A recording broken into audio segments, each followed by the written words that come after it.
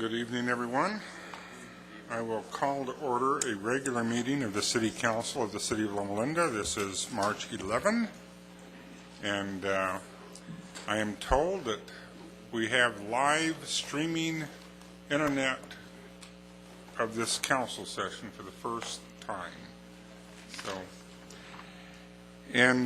We have been in session for both the redevelopment agency and the city council since 5:30, but first we'll do the roll call.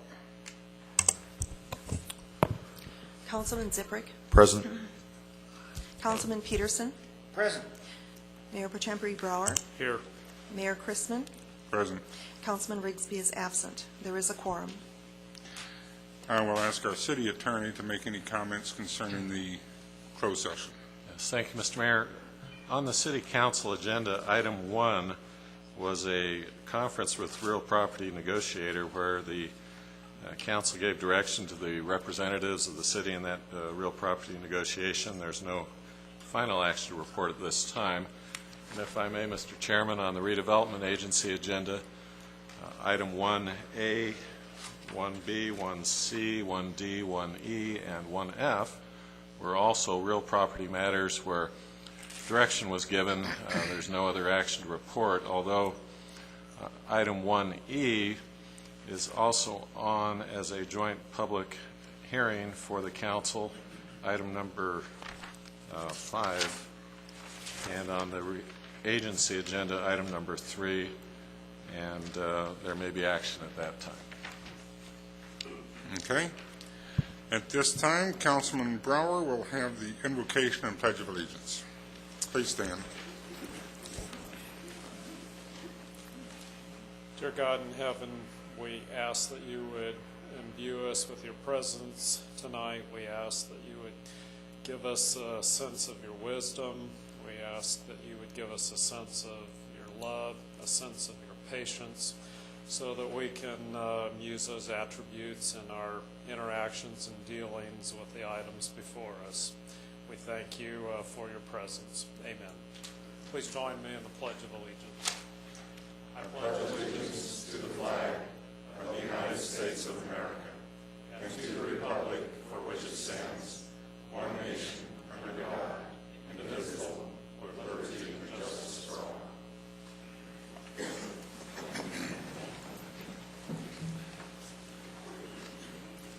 Mr. Holloway, any items to be added or deleted? There are none, Mayor.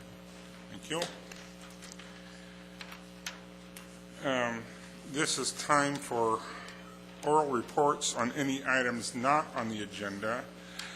Before I go to that, I will go ahead and make the comment that the item concerning the smoking ordinance, item 6, when it comes to that item, it is a public hearing. It is the intent of the council to go ahead and continue that item. We do not have a full council, and there have been some comments about some minor modifications to that particular item, so I do not anticipate that we are going to deal with item 6 tonight, and I do have several people that have asked to speak on this, so just be aware of that.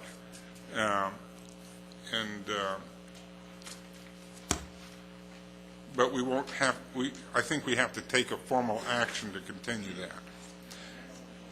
And we do have to open the public hearing. So you can speak if you choose to do so, but we do not anticipate action. So it will not be voted on tonight? It is our intent, but actually I can't say for sure because we have to vote on continuance when we do open the public hearing. Okay? I will make the comment that it appears that our new sheriff's deputy, I'm sorry, I don't have your correct title. What is your title, sir? Lieutenant. It took me seriously. He brought a box of donuts, and I hope this isn't considered a bribe by anybody. Maybe I should put them at the back of the room so that I'm not the one that gains weight from it. I take it all back about the deputies in town being at donut shops. But thank you. I take it that was from you. Okay. We should put them at the back of the room, but eat them outside because we don't want to have to clean the floors.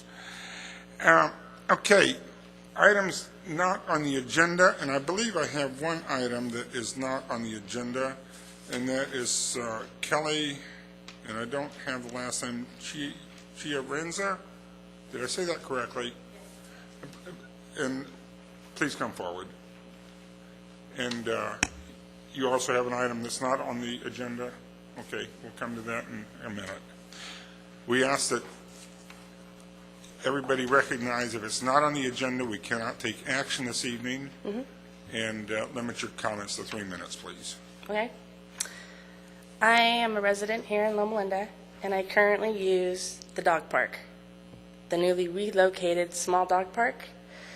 And there's people with me tonight that also use the small dog park. And in the last 3 weekends since it's been nice, parking is an issue, and handicap parking is an issue. And this past weekend, there was 60 small dogs at the dog park. 60? 60.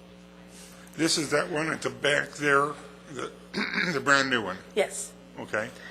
There were 60 dogs there, and people were not in the park. They were outside the park. And if one dog gets a little rowdy, other dogs turn into a little fight, and we couldn't get in there fast enough to break up the fight. It was 60 dogs, and they're all standing around your feet. They don't move. Okay? And we also had a parking problem this past weekend. There was, I don't know, there's pull-in parking, and then people park along the curb. So when you get a Toyota Tundra in there, it no longer can pull out or turn around. She had to pull 200 feet all the way in reverse to get out of the parking lot because there's no out. There's no second out. If there was an injury to a person or a dog, fire department, paramedics, none of that could have gone up there. So we're asking for a bigger park or move us back to where we belong. Okay. Bob? As someone who has a dog, I'm trying to picture, were all 60 dogs in the melee? No, there was just like 4 dogs. Okay. I was just Okay. trying to picture, But they were How all, big you know, it was running around. I also, they excite each other. yeah. But when you're not sitting in there or standing in there, they're, you know, running around doing whatever. But when you had 60 people, 60 dogs, I was just trying to get an Comes- idea of how the dogs did when a few got going. well, somebody got in there and broke them up and told them to knock it off, and they, you know, either left. That's not always easy to do No, if you it's got not. enough dogs. But you're outside the gate. No, I don't want to see the fight. I just wanted to find out how. If How I you- would have had a camera, I would have taken pictures and brought them tonight. So, but it was brought to my attention 4 or 5 weeks ago when I talked to Park and Recreation that the park was adequate to what we had, and it's not. We measured it tonight. It's not adequate to what we had. Now, Jarb, the old dog park is now dedicated to the larger dogs? The entire area, or? Let me explain. First of all, one of the reasons we moved the dog park to a new location because of the parking problems, number one. Because the old dog park is not adequate parking to have both the large dog and little dog. That's number one. Number two, we also received a complaint from a neighbor across the street about little dog barking. That's number two. So what we did is we relocated the small dog park to this new location, and so that we use the dog park, the old dog park, the bigger dog park, I'm sorry. This way we have 2 of them. While we close one and let people use the other, so we have a chance for the grass to grow. What happened, we have so much uses that the grass kind of worn out. So we closed one, we seeded the area and put some fertilizer down, okay? So when they grow and mature, then we turn around, open the new one, open the one that we closed, and turn around, close the other one. And that we probably plan to do for the old dog park. So I'm that was sorry, just- but that was supposed to be temporary, right? no, It's gonna that's be permanent. Permanent, right. I'm sorry, I didn't know that we have 60 dog park at a small dog. I'd be happy to add another one right next to it, and we can do the same thing.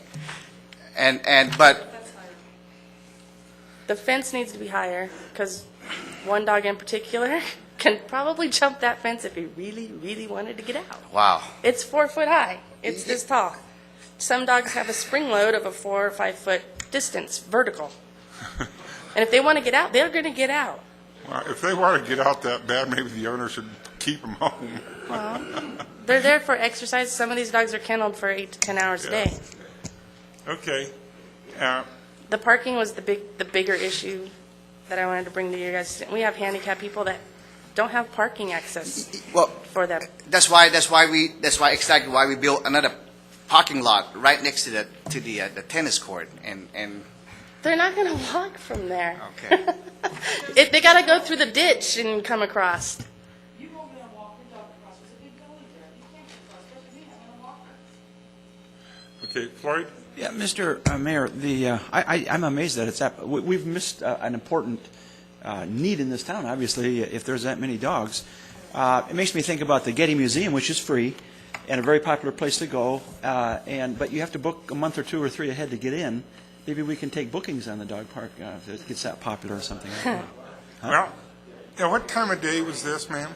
What time of it? What Now time that of the day? time changed now? No, A lot of that us 60 go dogs 7 were days there. a week. I go 7 days a week. No, what What time time? of day were 60 dogs there? 3 o'clock Saturday afternoon. My goodness. Okay. And Sunday, there was probably 40 dogs throughout the whole day. And 2 people came, dropped their dogs off, walked in the mountains, and came back and got their dogs. And I'm like, I am not a daycare. And I made it perfectly clear that I am not a daycare. You know? You would have to come forward, but let me have her finish first. Okay, thank you for your comments. Okay, come on forward, ma'am.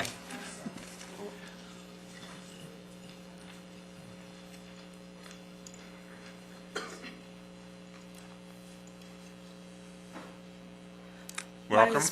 Hi, my name's Pat Hess, and I also live in Loma, and I also use the dog park on a regular basis.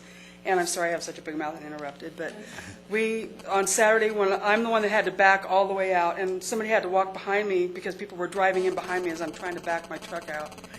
I drove by the other dog park, the big one, and there was 4 dogs in there.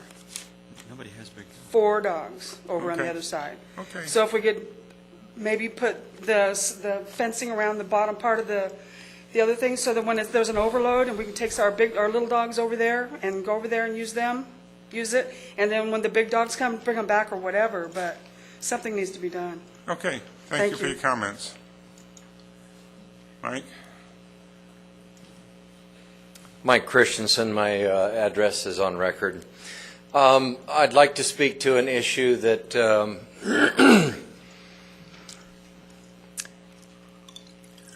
the red light cameras in this town tell everyone coming into this town, we're watching out, we're going to catch you, you're unwelcome.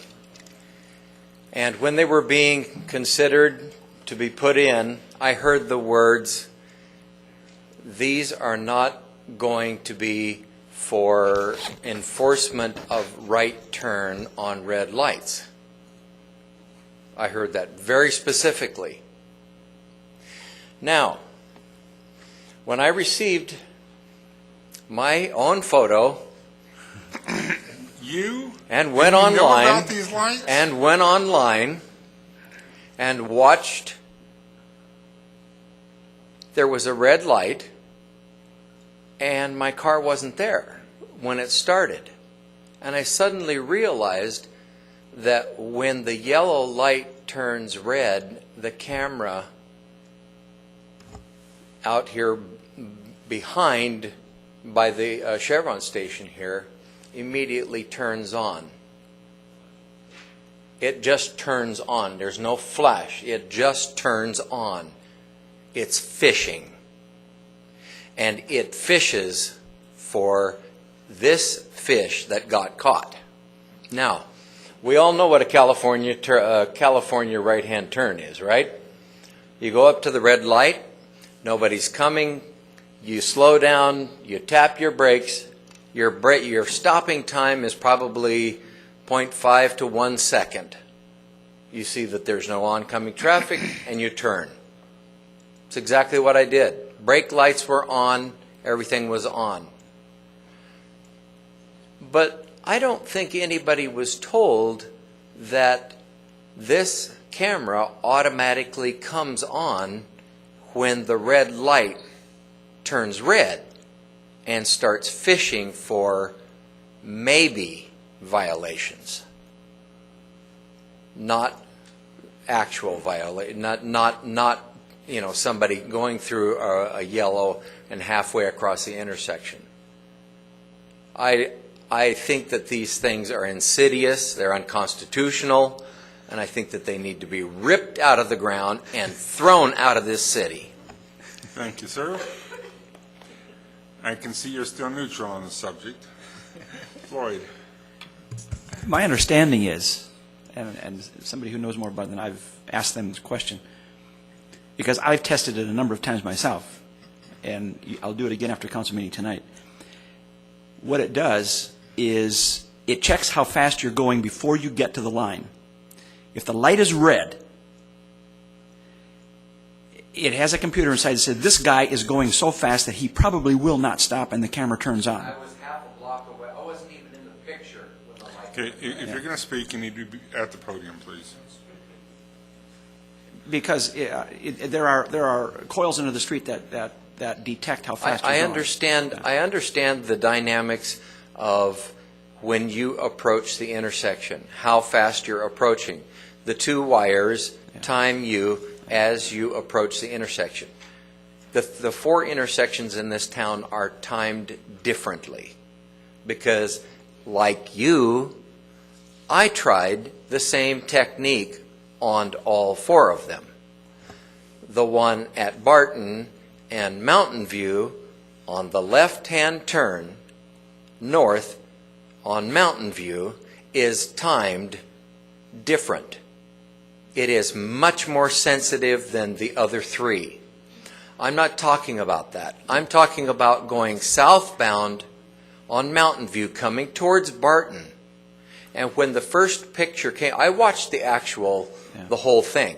When the video began, my car wasn't even in the picture. I was 75 to 100 feet from the intersection. It merely saw me coming in to view, putting on my red lights, looking left, and turning right after a very short, probably a little too short, stop. Did you stop? I did, but it was too short.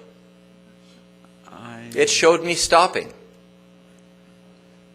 It was a California stop. It wasn't long enough. That's not a stop. But we were told when they were put in, these are not for right hand on red lights enforcement. Mr. Zipper, unless it... Could we do this? Because raising interesting points, and could we maybe allow the sheriff, to prepare a response for the next meeting and go into these issues? Would that be all right? Fine. Thank you, sir. Are you going to fight it? Are you going to fight it in court? They know what the deal is. Okay, I don't see any other cards. Mr. Wiley. Welcome. Thank you, Mayor and Council. Dick Wiley, Pepper Way. Just to piggyback on that, I did notice, this was last week, when I was down here at Mountain View and Barton, that all of a sudden, flash, flash, flash. I looked around and said, who ran the red light? Nobody was moving. So what had tripped it, I don't know. So I've seen that twice, because I'll look at it to see who's running it. And then also, as a comment, the signal down there going eastbound at California and Barton last night, after I left the meeting, went down there and pulled into the left turn lane, and I sat through 2, almost 3 changes of the light, complete changes. In other words, California was allowed to turn. Both ways went through, went back to California, both ways on Barton, and then the sheriff pulled up behind me. So that was the second trip. for the left-hand turn. In the next cycle, then it went through, and we turned. But it'd been interesting to sit there and see how long, whether this is just a glitch in the system or whatnot. I don't know how many others might be running into it. Okay, thank you. Okay, I don't have any more cards for any items not on the agenda. Everybody can deal with their own conflicts of interest. Item 2, we have a Chamber of Commerce presentation of State Assembly and the Assembly Joint Resolution to the City Council, and this is Dick Schaefer. Welcome. Good evening, Honorable Mayor, City Councilman.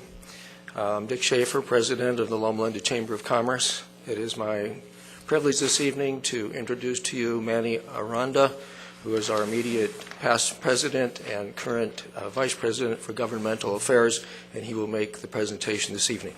Manny. Thank you, Dick. It's my pleasure, Mr. Mayor and members of the council, to present to this council and its mayor and its city manager with a resolution provided by the state legislature, signed by Senator Dutton and Assemblyman Emerson. It's a beautiful resolution. We did at the awards dinner provide the mayor one of these, but we felt it necessary that each of the members of the council have as their own resolution to keep as a keepsake. And if I may, it says, the resolution of the California legislature, Loma Linda City Council and its city manager. Whereas members of the Loma Linda City Council, including Robert H. Chrisman, mayor, and council members Floyd Peterson, Robert Seabreck, Stan Bauer, Rose Rigsby, and city manager Dennis Holloway will be honored and have been honored at the Chamber on January the 11th at the awards. We now would feel to give you this. Each member would have a resolution on behalf of the state legislature and the Loma Linda Chamber of Commerce. And we thank you for your fine work you have done for this city. The Chamber appreciates it, Senator Dutton appreciates it, and Assemblyman Emerson appreciates it. We thank you. Well, thank you.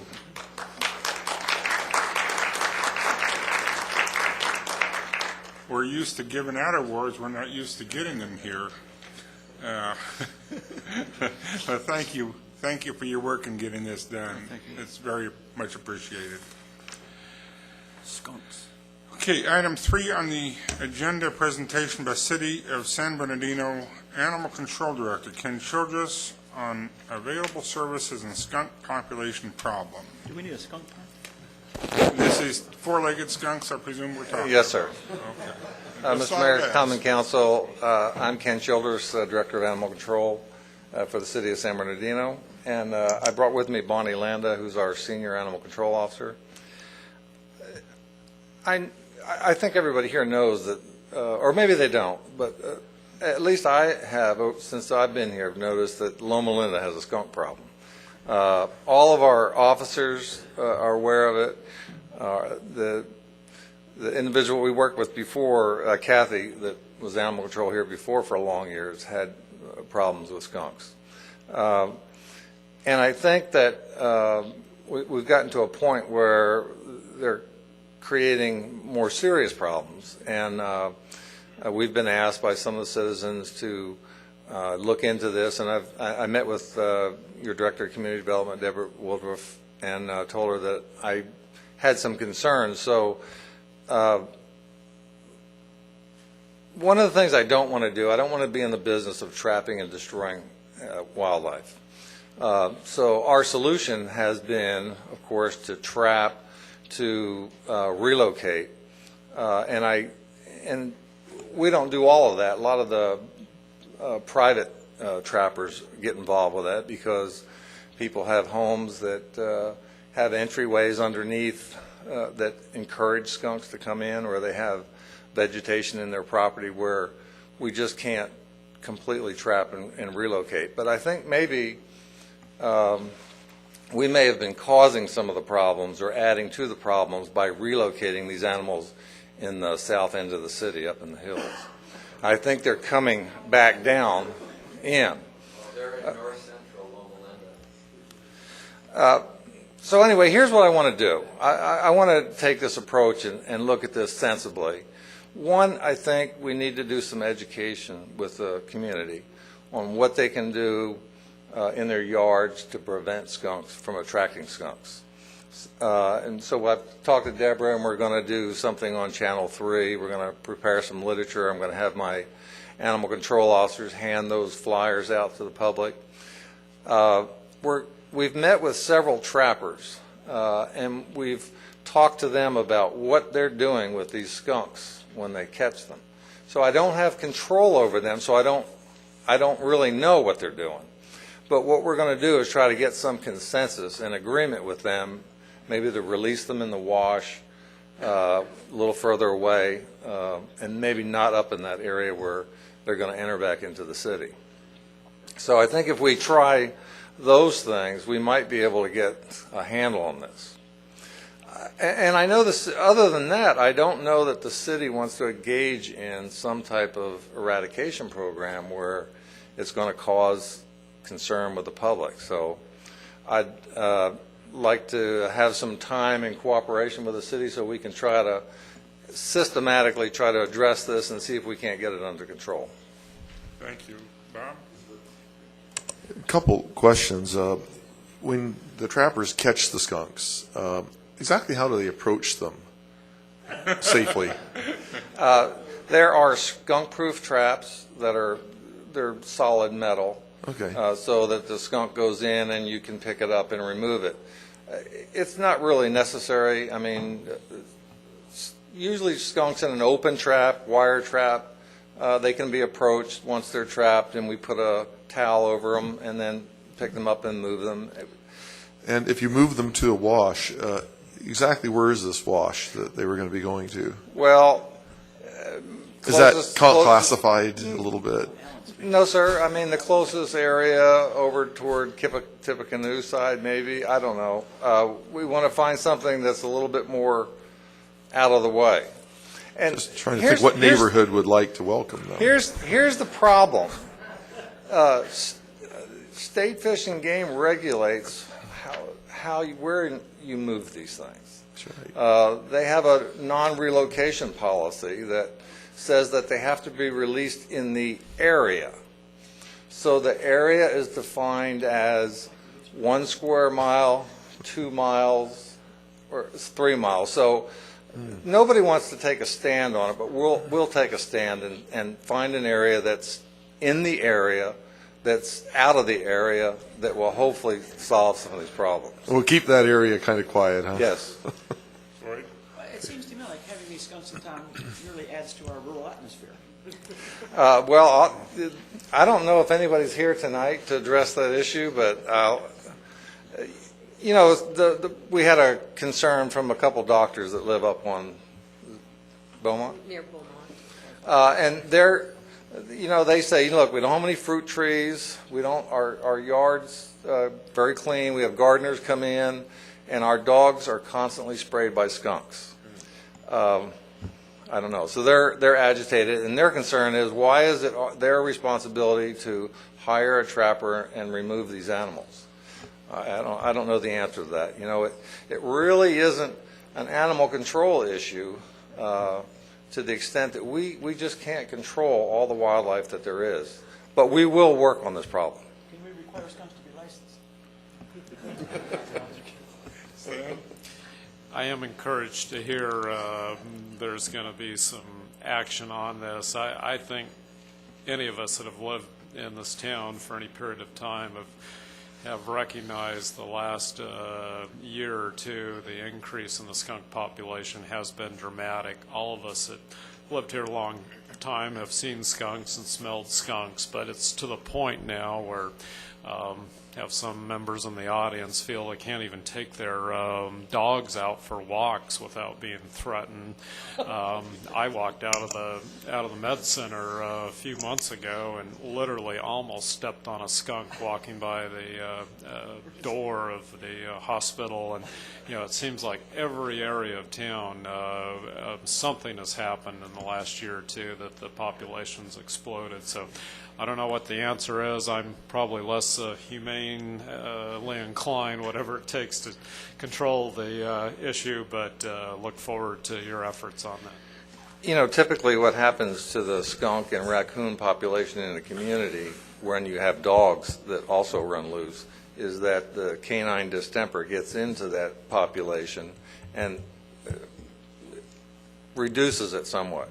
So I guess what I can say for Loma Linda, that everybody here must vaccinate their dogs, and they don't run loose that much, so there's not that much contact with those diseases. So I think it causes a rise in that population too.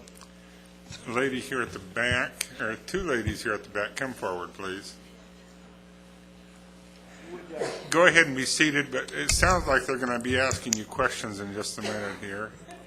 And please limit your comments to 3 minutes. I will do my best. My name is Karen Winston-Daly, and I'm one of the people that's very frustrated. And you chuckle, Councilman Peterson, but it is not funny. I've been late to round on my patients in the morning because in the broad daylight, my dogs have been sprayed. I've had dogs that have been sprayed here in Loma Linda 3 times in 7 days. My yard is clean. I've kept everything up. We never have dog food, cat food out. But still, in 4 nights, we trapped 4 skunks. 2 one night, and then an opossum. So we're trapped in our house, literally. I come home at night. I can't go into my house because there's a skunk on my porch in front of my garage. I talked with the residents I was laughing with, and they said all the time, girls, women are saying, I'm stuck in the parking lot late at night. I can't approach my car because there's a skunk under it or around it. So after we finished the trapping a week ago, I still am scared to let my dogs out. So I walk them like I live in New York City. My husband and I come home throughout the day to let them out because we don't let them out anymore. And I walk out in the front, and there's a skunk right in my front, right at the street. So I don't know what to do, if I should have a constant skunk trap, and maybe Eva can speak to that because she bought one. Go ahead. Actually, I bought one, and every other day, all I need to do is just open up the door of the trap. Skunks will go in regularly. And these nice people would come, they would take it, and they take it for a ride, and 15 minutes later, the guy comes back just a little bit dizzy from the ride, but they come back. So I just really feel like you guys need to do something to decrease the number of them. I mean, we decrease the number of unwanted cats, So why are we so careful not to hurt their feelings if they're trapping us inside our homes? I just hope they don't make the endangered species list like those I would billions love of kangaroo rats. Seriously, I'm just amazed that you're laughing, because if you come in our street, almost every other day you wake up in the morning on the very strong smell of a skunk. And I don't have a dog, but they love my house. I have about 5 of them, just living in the backyard. And don't tell me to eradicate fruit trees. We're living in Loma Linda. Every house has fruit trees, and you're not going to go out every night, pick up every apple that falls under the tree. Just 2 nights ago, the dogs are in the house, and I'm sitting there working, and literally all of a sudden our eyes are burning. We're slamming the windows closed. So it had to be close enough, and my entire house smells like skunk. And truly, this has been going on for about 2 years, and I kept thinking it's going to get better, and it's winter time, it's going to be better, but I just can't keep up with it now. And We found some in the hospital grounds. yeah, I told them the residents have said they come out and they're caught and this is late at night, early morning, and they're females, and they can't get in the car because there's a skunk there, so they're standing out. They thought it was, it's a common experience, they said, when they're jogging or whatever. So I don't think it's just unique to me, but I think I've finally gotten passionate enough where I'm a citizen, my dogs are citizens of Loma Linda, and they have rights too. And I really don't want to have to constantly walk my dogs, not have them in the yard in order not to spend the next 2 weeks suffering with skunk smell. Floyd? Please, I apologize if I was laughing about it. I mean, it's a problem that's never faced this council before, how to deal with skunks in town, and it's this novel problem. I mean, as far as I'm concerned, I mean, I'm with Stan. I'd take the things out and dispatch them. I don't. There might be people in town who want to save them, but it wouldn't be me. I can tell you that. I mean, let's get rid of the skunks for crying out loud. Hey. Okay, well, thank you. And you've heard the comments. It looks like you're already on top of it. I must admit, I hadn't heard too much about the skunk problem until just recently. But, Just will invite you over. That's okay. I appreciate the invitation, but I'll pass. Okay, let's keep going here. Item 3 on the agenda, Mr. Ziprick, if you will call to order the redevelopment agency. Is hereby called to order. We're talking about item 4. Is it item Yes, joint I public? said that wrong. Yeah, the joint Item 4. hearing. We're called to order. Thank you, Mr. Mayor. And if it's okay with you, Yes. I'll go ahead. Please do. And I will go ahead and open the public hearing. And is there a staff report, please? Or council, special counsel? Mr. Siegel, welcome. Thank you, Mayor. I'm Jack Siegel of the firm of Community Development. Mayor, City Council members, agency chairman, and board members. This joint public hearing regards an affordable housing agreement with Mary Erickson Community Housing, a nonprofit corporation. The project is to convert an existing apartment development of 24 units to affordable housing with 60-year affordability covenants. The complex would have some rehabilitation and be occupied by households of very low to moderate incomes. The site is 25421 Cole Street. A required reuse summary report has been on file in the city clerk's office. The property would be purchased for $3 million and then sold to the nonprofit corporation. The nonprofit would obtain a private loan of approximately $1 million, $1,060,000. The remainder would be provided by the agency, with the nonprofit signing 3 notes in favor of the agency. Note number 1 would be an equity share loan note for $900,000. Note number 2 would be a residual receipts loan, providing the agency with 50% of such residual receipts. The last note would be a capital recovery note for $1.1 million, with payments starting in year 31. The agency, under state redevelopment law, is required to provide 15% of housing units developed in the project area as affordable housing units. There exists currently a deficit for the redevelopment agency of 329 affordable units. The deficit is to be eliminated by December 2014.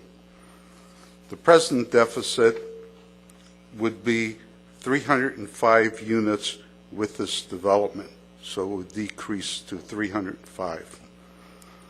Appropriate resolutions have been provided for your consideration. The agency special counsel is here this evening as well.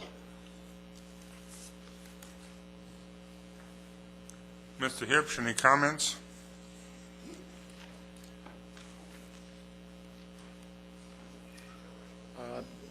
I'm available to answer questions. As Jack's indicated, this property would be subject to long-term affordability covenants. There's some final inspection activity being undertaken by Mary Erickson Community Housing, and they're reporting back on their findings to us. Other than that, I have nothing further to add. Thank you. Question? Would that property be taxable?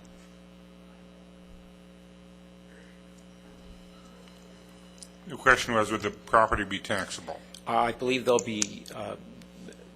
they will be eligible for an exemption on the Revenue and Taxation Code under the welfare exemption because of the weighting of the units toward low, and in this case, very low income. 17 of the units would be very low income.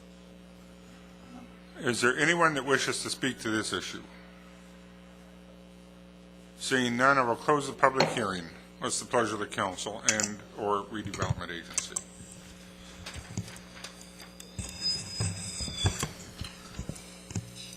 I'll move approval of CRA Bill R-2008-02 to approve this agreement. I'll second it.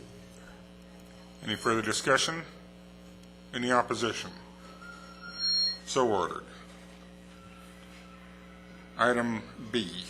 Mr. Mayor, I'd like to go ahead and move Council Bill R 2008-13. Second. There's a motion and a second. Any further discussion? Any opposition? So ordered. Thank you. We will now go to item 5, which is still a joint public hearing. If it's okay, Mr. Zippik, I'll just... Yes, Mr. Mayor. Thank you. Is there a staff report?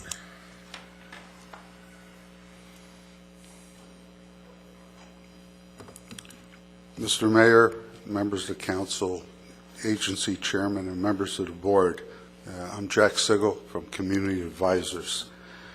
The joint hearing is to consider a disposition and development and an affordable housing agreement with 10777 Poplar Street, LP, to assist in financing a 44-unit apartment development. The joint hearing includes consideration of lease of land and bond financing issuance.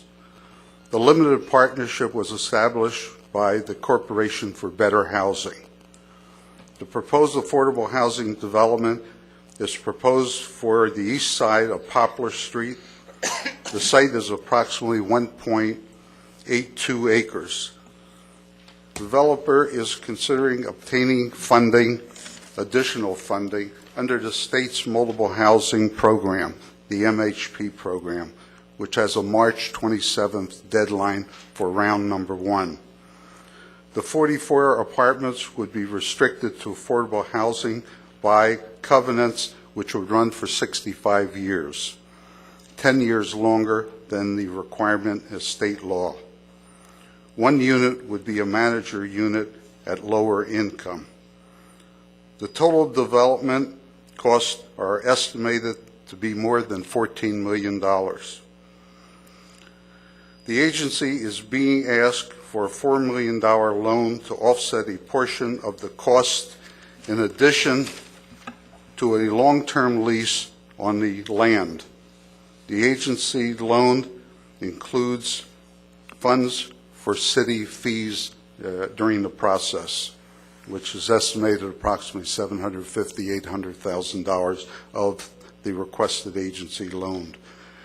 The agency loan carries an interest rate of 3% and be prepaid by 50% sharing of residual receipts from the development if there are residual receipts.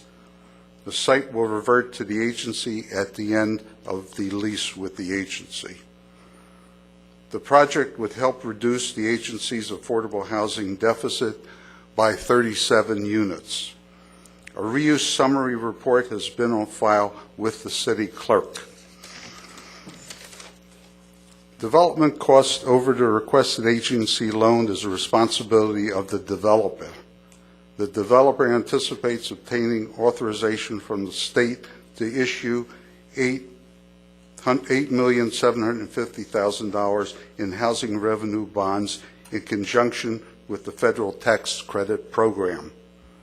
The remainder of the construction financing would be developer equity. The developer has agreed to participate in the crime-free multifamily housing program run by the Sheriff's Department, and the developer is here this evening. The agency special counsel is present also for a few comments. Question before you leave. Something that caught my attention is that 10 years past the requirement for the state of California for redevelopment? Why are we going past the requirements for the state of California? It has to do primarily with the funding that the developer will be getting in terms of the tax credits. And Mark can probably explain that a little better, the extra time that's involved. Is this funding, okay, come forward then, Mark, please. So is this funding that is required by law, or is this just to make it easier to sell the funding? It's not funding that's required by law, but in connection with the MHP multifamily housing program operated by the State of California Department of Housing and Community Development, they have customarily required a minimum of 65 years instead of 55 years. And as far as their authority for that, it simply appears they made it up. Okay. And the payback of the loan, Mr. Siegel indicated it would be half of the profits based on what? It seems like that's a little vague term there. And can you nail that down just a little bit more? There's a series of definitions in the agreement. You start from all the money coming into the project, which on a rental project is typically going to be overwhelming. The overwhelming percentage is rents, but there could be other money. Sometimes there's some amount of laundry income, and that produces a gross. From that, you have amounts that are paid out. There are operating expenses. There are reserves that are maintained, capital reserves, operating reserves, utilities, and debt service on the loan against the property. And those all reduce the revenues available, as do expenses of having an on-site manager.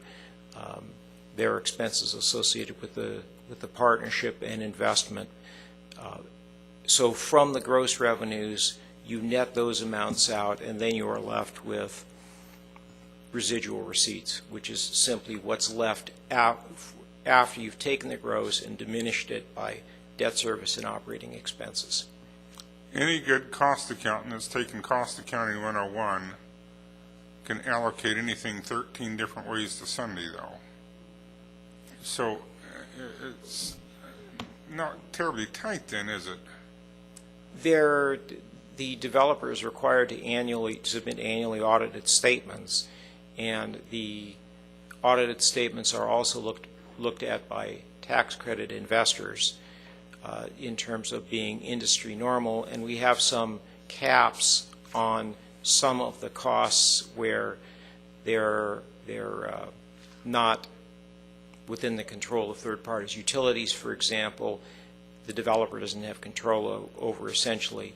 As far as managing costs and anything that would be payable to the developer or an affiliated entity, we've put some limitations on those in the document, expressed as a percentage, which again is pretty customary. And we've limited, with some parameters, the amount that can go into reserves as well. Lloyd? You brought up the comment about reserves.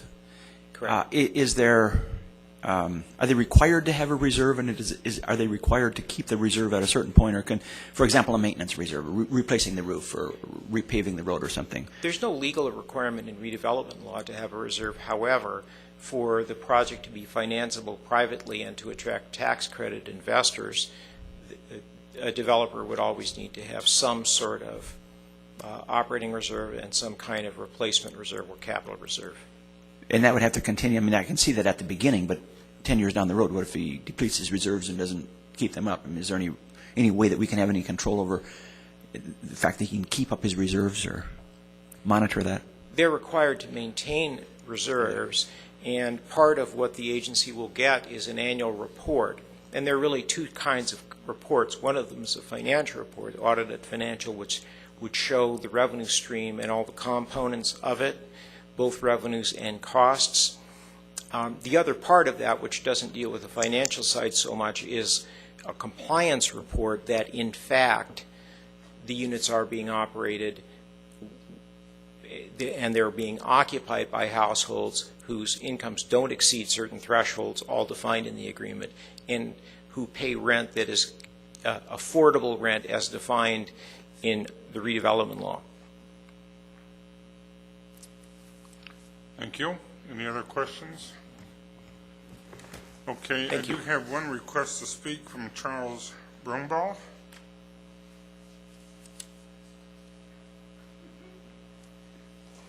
Good evening, Charles Brumbaugh, on behalf of the developer for the Poplar Street project. Really here to answer any further questions or to address any other issues you may have.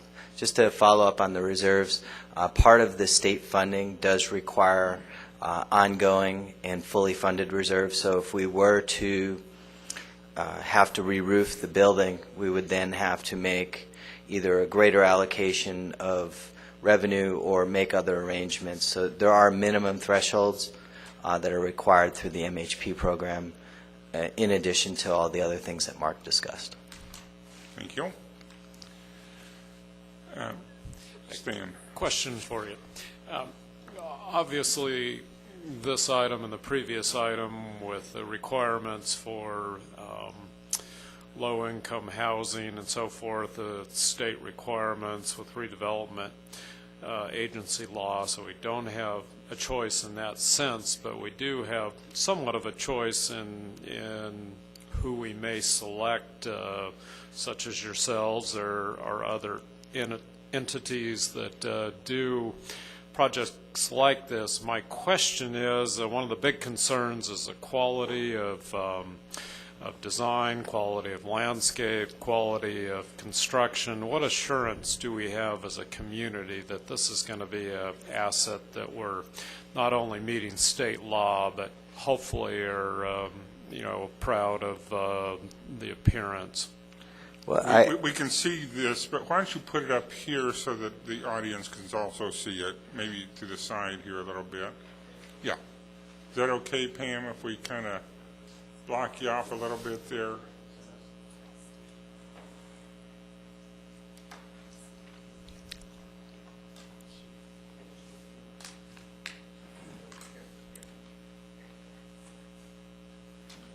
There, okay, thank you. Mayor Pro Tem, this project had been kind of in the city process for quite some time now. The city has, in exchange for providing a fairly large financial support, requested a number of things from us, a parking garage, units that are much larger than what would ordinarily be built in a typical affordable housing project in another community. Certainly the design and some of the roof features and the articulation of the building is really somewhat beyond what would be a typical affordable housing project. So the city, through the planning process, and certainly the city manager as well, drove the design substantially further than would ordinarily be the case of kind of a typical affordable housing project. So this project was designed by Denillion and Associates, which is a very well-known, prominent architectural firm in Orange County, primarily doing high-end condos and single-family homes. And they were selected as the design architect for what at the time was a master plan community in light of certain proposition that was passed and things had been changed. So we're moving forward with this part of the project at this time. But to just summarize, this project and the design features are significantly beyond what I would consider a normal affordable housing project, and we've done about 2,000 units or so at this time. So just calling on our experience. It's good to hear. Thank you. Bob? Just to clarify, you think you can, there's a deadline at the end of this month, filing deadline? There are a number of deadlines coming up over the next several weeks. The MHP program is due in the middle of March. The tax credit program also will require our application in, I believe they just moved it to April 3rd, but somewhere thereabouts, but it was late March as well. So there's 3 things that we will be applying for in relative short order. The MHP program, the request for tax credits, and request for bond allocation cap. And those will all be within very short order. And I guess to follow up on that question, if everything goes as we hope and intend, we would be under construction in the fall. And there's another filing in the fall, I guess, October sometime. Yeah, but You wouldn't have any problem with that. You think you can make all these deadlines this month and beginning of April? we will meet these deadlines. Very good. Okay. Thank you, sir. Thank you. I will open the public hearing. Is there anyone that wishes to speak to this issue? Seeing none, I will close the public hearing. What's the pleasure of the council? I should have asked earlier, but I was just wondering if Mr. Siegel could comment, what will be the total reduction if we approve this of the very low income in conjunction with the previous reduction? Does that get us under 300 total then if we go forward with both these projects? Yeah, I believe, council member, board member, that it would be just below 300 there. Considering the fact, and I believe at one time we mentioned before, that since it's new construction, there's a penalty up front, so you don't get credit for all of them, but a significant portion are very low. So that makes a pretty good dent in that category. So Yeah, it's exciting. 37 would be very low. Exciting to hear us make, like you say, a significant dent in that, something we've been striving for a lot of time with a lot of planning and effort, so that's great. Yes, the two projects you considered this evening would bring it below 300. Thank you. Mr. Siegel, while you're still up there, I know that, well, let's say that to get into this property, you're going to have to be, in the most cases, you're going to have very low income in order to qualify, correct? That's correct. Okay. Yes. Let's say that all the units, people get together and they do a little lottery pool and they win the lottery and they all win $10 million. They can still continue living there even if, once they qualify, they can continue living there forever even though their economic situation changes? I believe that's the case there for a period of time. Or do they have to qualify every year? For a period of time, don't they? Yeah, I think for your next lease time or when that comes up there that you'd have to move because you wouldn't be verified yearly for the income required. I mean, if they won the lottery, they probably wouldn't continue living there anyway, but... Yeah, they'd probably move anyhow. Okay, Mr. Hipsch, I had made some comments to you that I think you were going to incorporate. Can you just speak to the record on those very specifically? And I do believe you mentioned it, but I'd like to have you mention it again. The compliance with felony violations or standards of some kind or another as far as the police department or sheriff's office has standards for apartments. Right. And we talked about that. Can you speak to it again? Right. In addition to the developer participating in the program that the sheriff conducts, which is essentially an educational program for management, the agreement provides for a ground lease to the developer, which contains development standards, and it also contains operational standards. If operations were felt by the agency to go below acceptable standard after giving the developer a chance to cure those problems, ultimately the agency could have the remedy of terminating the lease. That's obviously an extreme remedy, and before that would happen, certainly there would be discussions with the developer concerning the status of operations, but the lease does provide maintenance standards and remedies in the event there are problems and the operations of the project fall below acceptable levels. Thank you. Any other questions from council or agency members? What's the pleasure of the council? Well, I'll risk the city attorney's ire here, but I'll attempt to move CRA Bill R-2008-03 and 04 together as the two agency actions to move this project forward. Is that okay, Mr. City Attorney? Phew. Okay. I'll second both of those. There's a motion and a second. Any further discussion? Any opposition? So ordered. May we do the same thing on the council bill? Okay, I'll move R 2008-14 and 15. Second.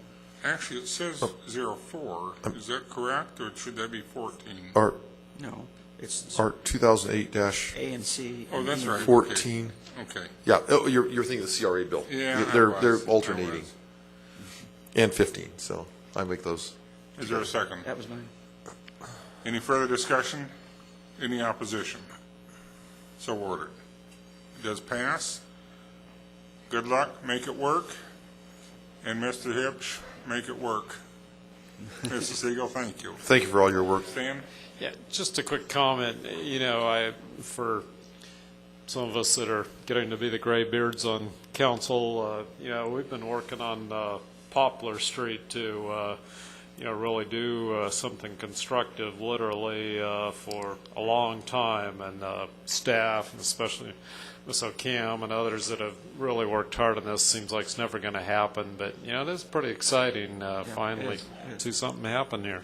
It is. Well, this is a time to publicly thank Pam O'Cam for all of her work. Yeah. Because she has done a tremendous amount on this project, or these projects, I should say, in addition to being city clerk. I quite frankly don't know how you get it all done, but we're glad you do. So thank you. Maybe we could name it the Pam O'Cam Memorial Apartment. No. Not memorial. Leave the memorial out. Oh, not the memorial.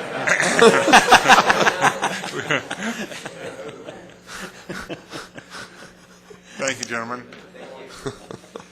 Okay, this is a public hearing. We're on item number 6. And as I indicated earlier, it's my anticipation that we will continue this item. Nonetheless, it is listed as a public hearing, and if anybody wishes to speak to this item, they do have the right to speak to it. However, since I'm anticipating that we are going to continue this item, I would request that you wait until it's anticipated that we will actually take an action. Nonetheless, I will open the public hearing. Item 6 on the agenda. Does anyone wish to speak to this issue? We haven't decided that yet. Why don't we decide that while the public hearing is open? Is there a motion to continue this, and until what date?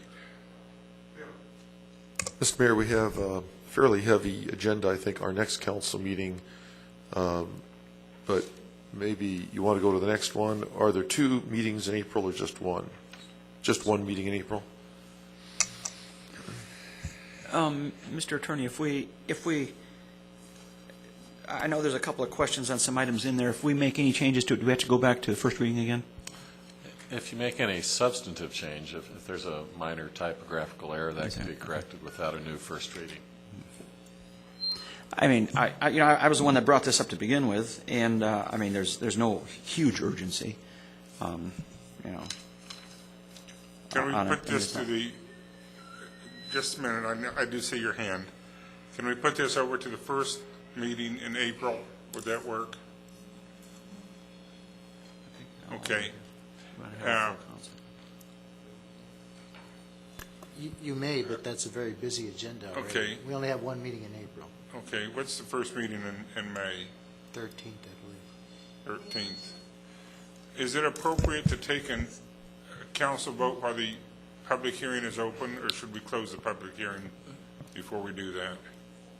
Well, I wouldn't take the action on the continuance until after. Until after we close the public Yes. hearing? Okay, I do see one hand, so come forward, please, ma'am. And it's anticipated we're going to continue this until May. Thank you. I had to miss the last one because I'm sick. I'm still sick. I don't know I'm going to be available on May 13, and I need to do it today, just in case. That's fine. I believe this ordinance is a very brief moment in the long history of the Why tobacco... don't you give us your name, please? Sorry. I thought I did. My name is... Linda Heider Ferry. I live in Yucaipa, California. Okay. I work Thank here in this city. Thank you. I hope that's not a smoker's cough you have. Allergies from being around smokers. Okay. This is a very brief moment in the history of the tobacco epidemic on the human race that has caused the most devastating and deadly epidemic our race has ever experienced. Loma Linda University has a 100-year history of promoting healthy lifestyles and helping this city to have one of the longest lived populations that is featured even in National Geographic. We're in an excellent position to build on that strength and become an example. I was trained here 30 years ago in this city to relieve suffering and death, and a majority of my recent career in the last 15 years is to work with our American veterans right across the street who are addicted to tobacco with their K rations and their C rations while defending the honor and virtue of this country and my freedom. I have spent at least 23 years working in this facility watching the effects of tobacco-related disease, and I believe that this ordinance can help to change that. No one who comes to our VA hospital is turned away without getting the help they want if they want the freedom from this addiction. While this ordinance will not affect my workspace because I'm a federal employee and everything inside that sidewalk is federal property, I'd like you to know that as of May 1, our VA medical center facility across the street becomes smoke-free before you probably even take any action in the city.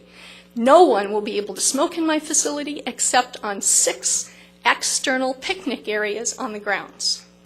There will be 2 exceptions, which we don't need to go into here. Someone can ask me if they're interested. Even the locked psychiatric unit will have no access to tobacco. And that's in a few weeks. And I'm heavily involved in that. And I'd be willing to offer my services to anyone who would like to figure out how to work around the objections that people who remain addicted to tobacco have to an ordinance like this. The facts are that globally, last century, which we all just saw end, had 100 million deaths on this planet. But this century is going to have 10 times that amount, 1 billion deaths. And during most of our lifetimes, from 1950 to 2050, that doubles right in between, 520 million people dying because of tobacco. In the United States, out of all the smokers who are smoking today, 46 million people woke up this morning and had to smoke a cigarette because they would become miserable without it. And out of that group, 1 out of every 2 is going to die of a tobacco-related illness. What does this ordinance have to do with that? Every puff of secondhand smoke, and I said every puff of secondhand smoke, has over 4,000 chemicals in it that affect anyone else whose nose is within that vicinity. It also has 50 carcinogens, 50 class 1 carcinogens that create cancer in my friends and family who don't need to be exposed to this. The CDC, Center for Disease Control, determined just 2 years ago that even 30 seconds, that's not very long to be standing next to passive smoke, can increase the rate of rupture of the coronary plaque in someone's artery who's susceptible for heart disease. And most people with coronary disease in this country don't even know they have it. The first sign that you have coronary disease is sudden death. You're on the ground, and if there's not a defibrillator there, you're gone. In Helena, Montana, just a few years ago, an experiment like this occurred where a sweeping ordinance on tobacco control occurred. Heart attack rates dropped precipitously in the first 6 to 12 months.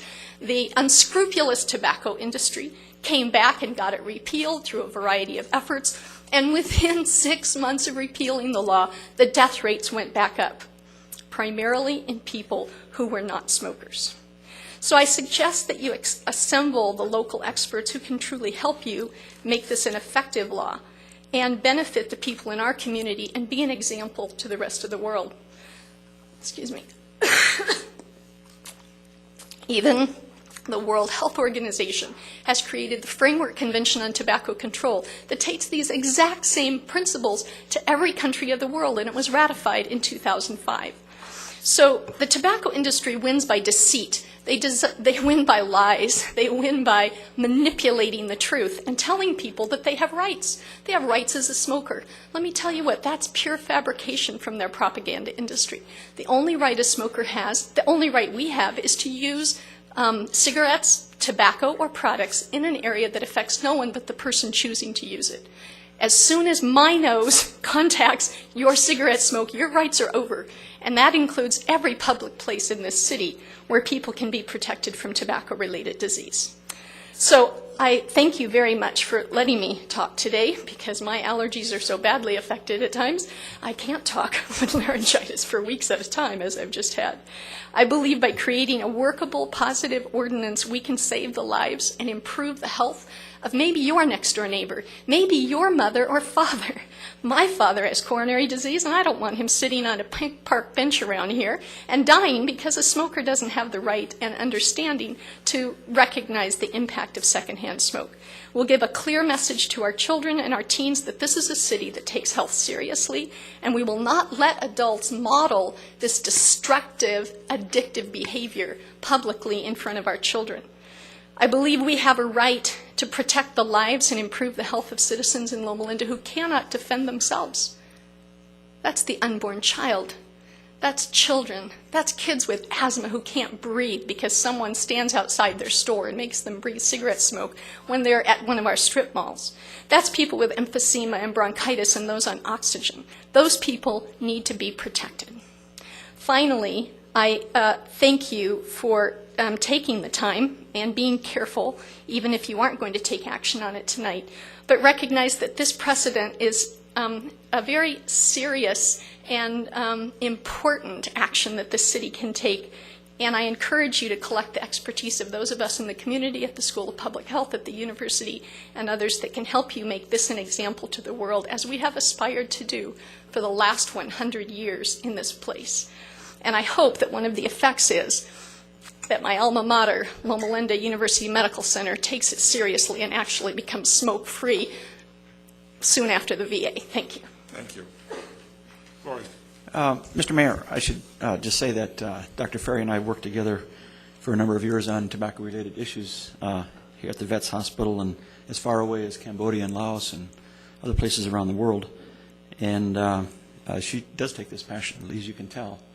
And I do think that this will be a huge step forward for this city.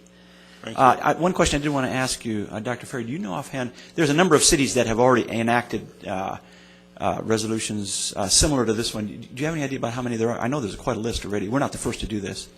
No, we're not. The first place that took the most serious was Beverly Hills, and the tobacco industry poured millions of dollars into trying to repeal that. And they couldn't prove that there was any detrimental effect at all. They tried to get restaurant owners and bar owners and people in that industry to fight and say, you're going to make us lose money. And every time those laws get put into place, there's no loss of economy to the city at all. In fact, they do better. Even bars. I mean, we found that. We have some experts here from the county. Sorry, thanks. We have experts here from our county health department whom I work with closely in the Tobacco Use Reduction Now office who could give this city the exact information about all of that. And the number of cities, if I can count quickly, looks like 13 cities that have comprehensive outdoor secondhand smoke ordinances, and these are all in California. Could we have that list, please? Could you make a copy and get it to our city clerk? Or is that an extra copy? Okay, thank you. I'll ask one question before you sit down.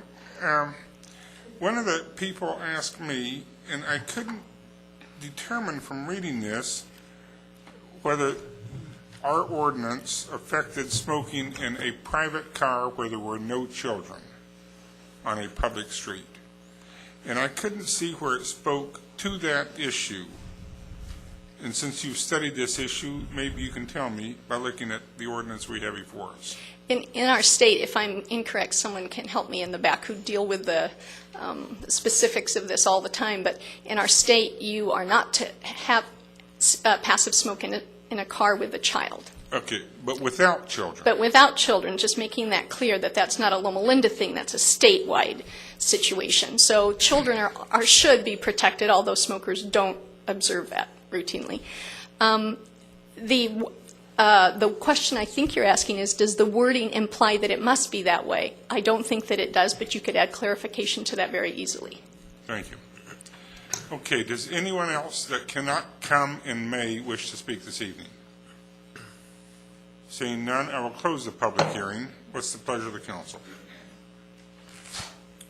Do we need just a motion to continue it to Motion the to continue it to May, May 13th? I'll make the motion to continue to May 13th. And the public hearing as part of that. It'll be open. is there a again. second? Yeah, I'll second that. Any further discussion? Yeah, we take the motion first. I have a couple of comments I want to make. Okay, let's go ahead and take that vote. Okay, any opposition? Okay, this is continued as a public hearing until May 13th. Go ahead, Floyd.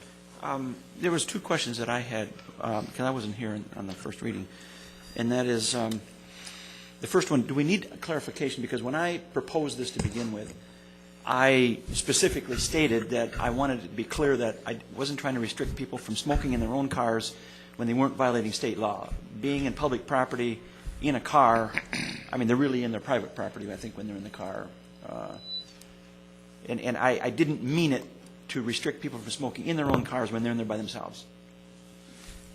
Well, Councilman, if you look on page 6 of the ordinance, at least on my copy, there, under the definitions section, public place is identified as paragraph P, and we do list taxis and buses that would typically be open to the public, but we did not include anywhere in the ordinance a private vehicle in motion upon the highways. That was not specifically listed. And it would not be my intent to interpret the fact that a vehicle is traveling on a street to bring it within the definition of a public place. And there was one other question that I had, and I'm sorry I gave mine away. Where smoking is permitted, what section, which section is it where it talks about places where smoking is permitted? Floyd, you better get closer to the mic here. There's a section where it says smoking is permitted in certain places. Where is it?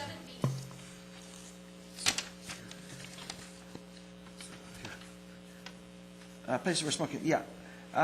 If you go down to number 4, paragraph number 4 under Part B there, it says places where smoking is permitted, and then it says any outdoor area, but outdoor area is not defined anywhere. We define public places, but we don't define outdoor area. And so it says that any outdoor area in which no smoker is present, and due to the time of day or other factors, it is not reasonable to expect another person to arrive. Could this be on a sidewalk or at a bus stop, say at 3 o'clock in the morning? Well, no, I don't think the prohibition on smoking in a public place would apply, would be superseded by this provision. There are areas where smoking would be absolutely prohibited at all times, even if a non-smoker is not present. Yes. But there may be other areas of private property, outdoor areas, where it might be permitted. Because the Part B, the first, the beginning there says, notwithstanding subsection A of this section, smoking is permitted in the following locations, any outdoor area. And I don't know how, I don't know personally how to interpret that word, any outdoor area, when I read it through. Well, I don't think we would want to expand that to public areas, but we could clarify that language if you want. I guess my question is, in view of that paragraph, public areas are still excluded. I mean, in other words, you still can't smoke on public property. I think that was my intention, and I'll be happy to look over the language and see if we can beef that up. That was my intention at the beginning, is no smoking on any public property in Loma. And which would include sidewalks. Section 8 on page 11, private enforcement. Boy, that one makes me a little nervous. I'm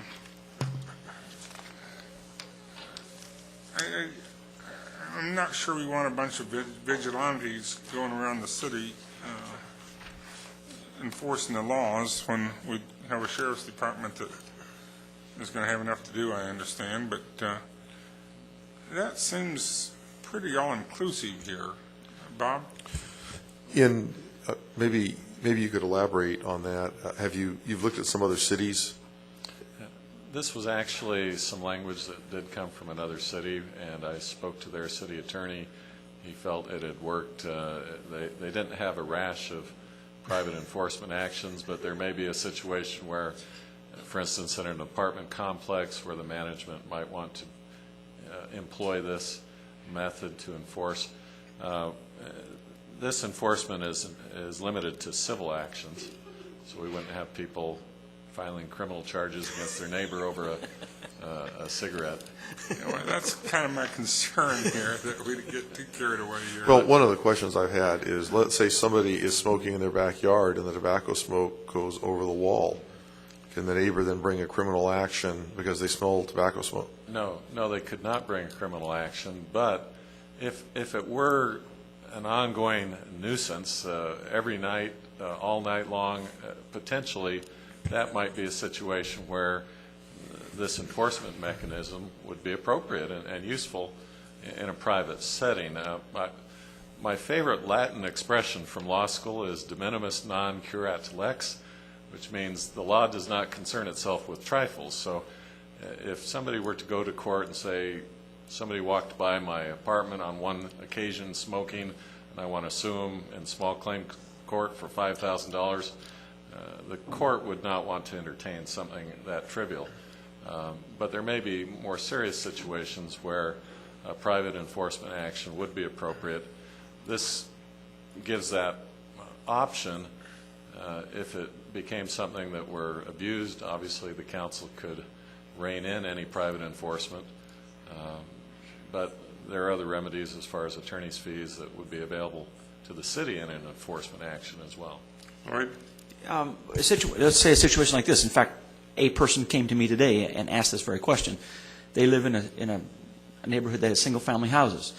These people often use their hot tub, which is near their fence. And people directly across the fence continue to smoke, and it wafts right across their city. She's like, I can hardly ever use my hot tub because it's just in a cloud of smoke when I'm sitting out there every evening. Well, these are the areas, Councilman, where as one who has tried to come up with an ordinance that would be effective and meet your intentions, I've included language that may or may not be exactly what you would want. Sure. We could certainly add to it. We could subtract from it if you so choose. And I'm certainly open to input from the council, and we'll be happy to work with you to polish this up and make sure it's the most effective ordinance that we can make it. Thank you. Well, we've already taken a vote to continue this item, so we will proceed with the agenda.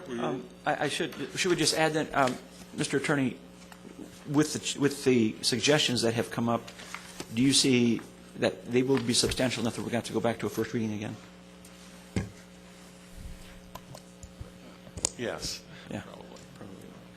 Okay. We will now move to the consent calendar. Items 7 through 14 will be voted as a block unless a council member pulls it off the agenda. What's the pleasure of the council? Move it. Second. Motion and a second. Any discussion? Any opposition? So ordered. Item 15, request to continue this item to April 8th. I don't think we even need a motion, so I'm just going to go ahead and continue this item to April 8th. Item 16, a request to continue it to April 8th. Without any opposition, I will just order that it be continued until April 8th. Any new business to come before the council? We do have a report from the Historic Commission. Is Mr. Shipp here this evening? You are there. I didn't see you earlier. You're hiding behind the podium there. Please come forward. Well, he's coming forward, Mr. City Attorney. I'm a member of the Loma Area Parks and Historical Society, and I guess, Mr. Shipp, I'm also a board member. Yes. So it's not a profit-making organization, but do I have a conflict taking part in this? It's all about trying to help the Heritage Park, but nevertheless, I wouldn't want to have anything be considered improper. No, I don't think you have a financial interest No. involved here, nor would these be incompatible type public. Except for the very modest dues which the society charges, and we, of course, encourage people to join it. I hope that's not improper ad. No. Thank you. Good evening, Honorable Mayor and members of the City Council. I'm Jim Shipp. I live in Loma Linda, and representing in a dual role the Loma Linda Historical Commission, which is one of your commissions, and the Loma Linda Parks and Historical Society, which is a nonprofit organization existing for about the last 20-some years to further the goals of retaining our history, preserve and protect our history, and also to develop parks in the city of Loma Linda. Last year, the Historical Commission went on a tour of city-owned historic properties, and we came back with a report which generated a lot of interest and discussion, and we had some very good discussions between Historical Commission and the Parks and Recreation Committee. And out of that, the question kept coming up, well, if we were to develop a heritage park on Mission Road, what would be there? What would you do with it? You'd have a bunch of old buildings, and there they would sit, and what would you do? And so that piqued my interest, and I thought, well, we really should be discussing this, and we really should be asking people in the community what they would like to have there. The city purchased land on Mission Road in 1984 for the purpose of developing a heritage park. And so we, as a society, commissioned a survey at the Loma Linda History Fair on January 13. We had 48 people out of about 200 who returned the survey to us, and you should have a copy of the survey results. We asked them about some things that had been brainstormed by the society and also by the Historical Commission, and then we also asked them to give their own suggestions. And so this was brought last month to the Historical Commission, and they voted to bring it on to the City Council, partly to keep reminding you that we do own land on Mission Road, and we do have one property there. So if we can go through the slides here, I'm not sure that I control this or not, but one thing that's already on the site on Mission Road is the Curtis Fisk House. That was moved there by the Spanos Corporation a few years ago, and Jarb has worked very hard and with a lot of cooperation with contractors and with the original developer who moved it. The house is on a foundation, and although it needs some repair and restoration, is essentially ready to be part of the Heritage Park. Next is the Cole House, which is also owned and cared for by the city, and that house has been proposed to be moved to the Heritage Park site as well. Also, in the next slide, we have a couple of artifacts already on site. Those both are related to the original Cole Ranch. One is a carriage house made of stone, which, as you see, has lost most of its wood, but the stone is pretty much intact. And then the arch, which has become synonymous with our history on Mission Road, has been used by me and websites and also by developers in that area to sort of evoke the citrus heritage and the ranching heritage of that area. When were they built? My best information is in the 1920s. They're not nearly as historic as the Cole House, which is an older part of the Cole Ranch. Also in the background, you see the trees that were moved from the Curtis Fisk House site on Orange Avenue, and they're temporarily in that spot awaiting transplant wherever they're desired within the Heritage Park. Right in front of that stone carriage house and just on the other side of the arch lies buried the Sanha, which is the oldest public works project in the Inland Empire. And we're very fortunate to have a long run of the Sanha, the Spanish for ditch, an irrigation ditch, buried along most of its length in Loma Linda. And because of development agreements and cooperation with developers, that has been become a city trail from our eastern border all the way to California Street, and we anticipate with further development that trail will continue all the way to this site.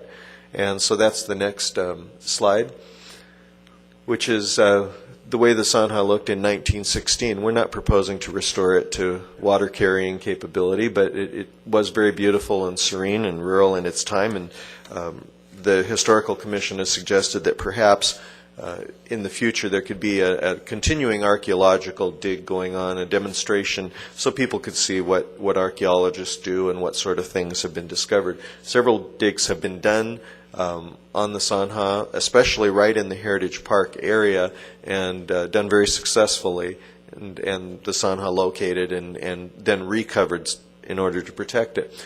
So the results of the survey are in the next slide, and you should have a hard copy of that.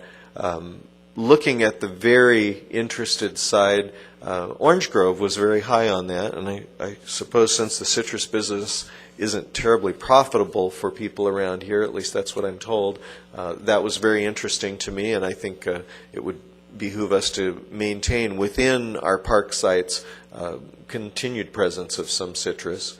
Another one that was very important to me, and I was really pleased to see the strong interest, was Native American displays and also a community museum and the historic buildings, which could be protected and then adaptively reused.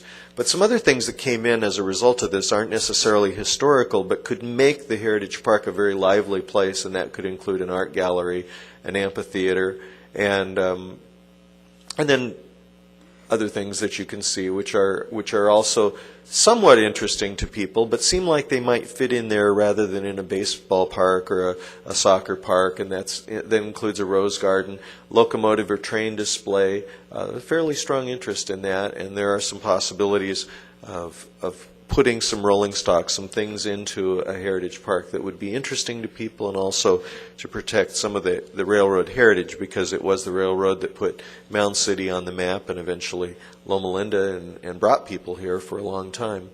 And some other interests: conference room, croquet court, gazebo, horseshoe pits, and lawn bowling. Those were the ones that we offered and suggested, but people had many ideas, and I didn't include it as a slide, but in your hard copy we asked them to give their write-ins, and those included things like swings and slide and some sort of fort, pictures of Loma Linda history and pioneers, a bazaar for local artists and writers and musicians, a native plant garden, animal sanctuary, Native American storytellers, amphitheater, which was on the survey, children's playground, duck pond, and so forth. I won't read it all.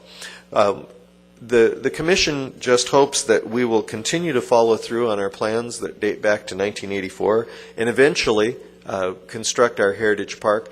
Our suggestion is that the idea behind this survey be continued, and that perhaps before the Heritage Park site is completely finalized and the final design is down on paper and approved, that we get some more community input to try to put facilities and amenities into the park that will make it a really lively place and make it a value, just like the dog park has become a value to the people who are interested in that. We would like the Heritage Park to be more than just old stuff, but a lively place where people would really like to come out and pursue the arts and history and family activities that would be of value to the community.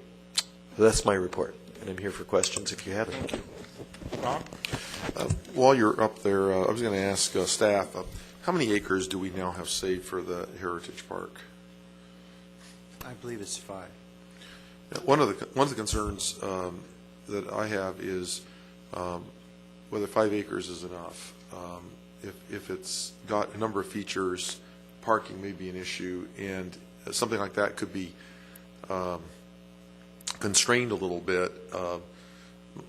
There's a lot of ideas that people have, and I'm wondering if we could give some thought before we are absolutely committed on how much land we will dispose of and how much we will keep, if we could consider adding to it some.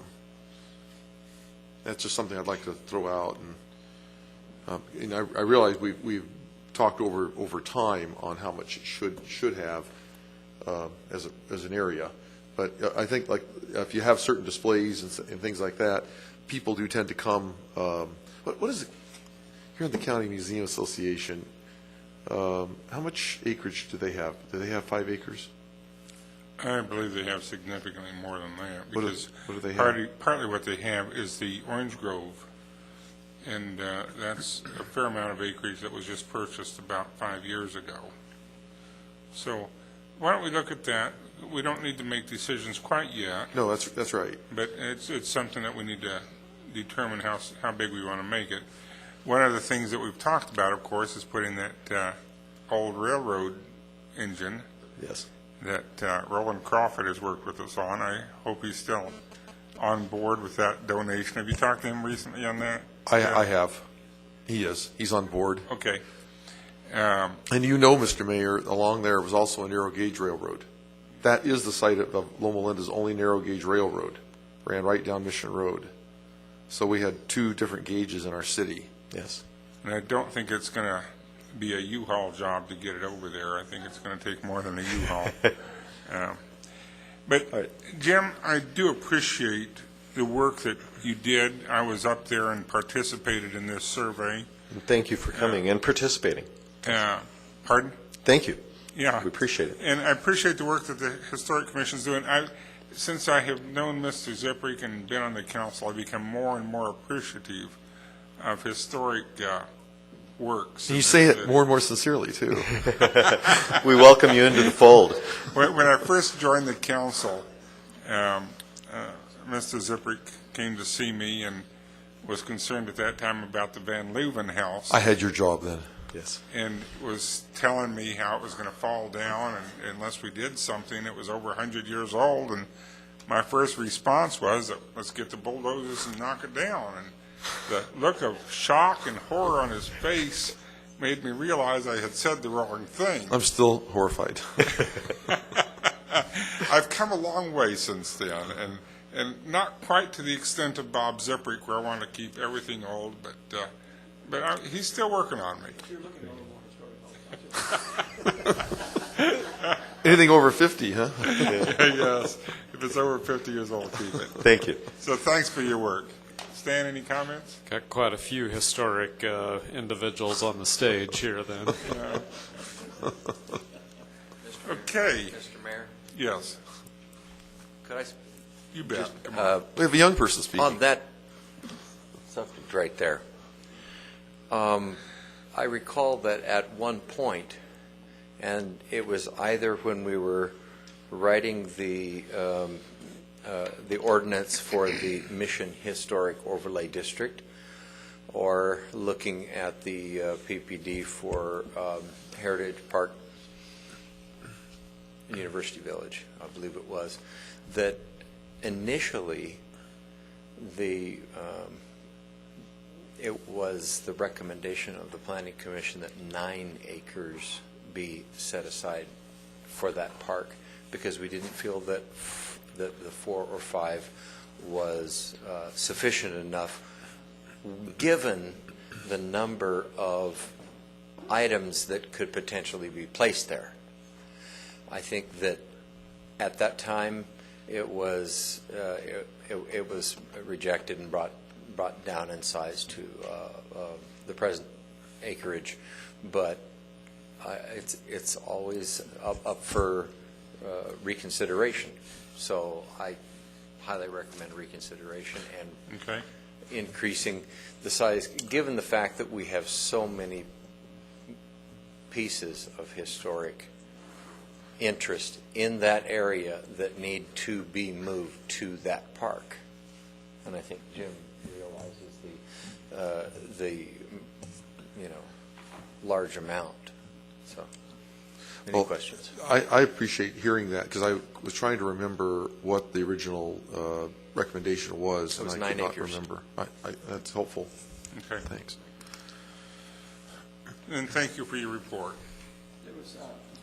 Some of the things that he listed up there were not part that could be incorporated in the park were not historic, but they would add to it. And from the comments that were made tonight, we'd probably need another small dog park in town pretty soon too. So it sounds like it, yes. Maybe put. Okay, reports of council members. Item L. Any reports from council members?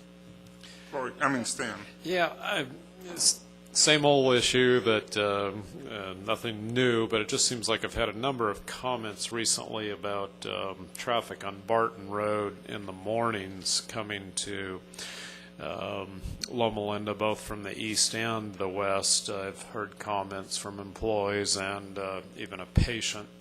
And the general consensus, besides everybody complaining about traffic, which we can't solve, but the general consensus from some of those people are that the lights seem to not be synchronized very well along Barton Road and end up getting stacked up at intersections and multiple changes to go through.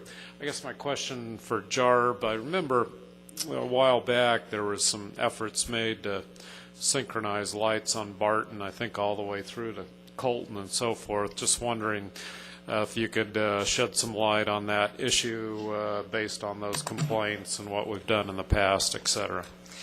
Yes, the light along Barton Road are synchronized from Waterman to Prospect to Newport. I'm sorry, at the present time.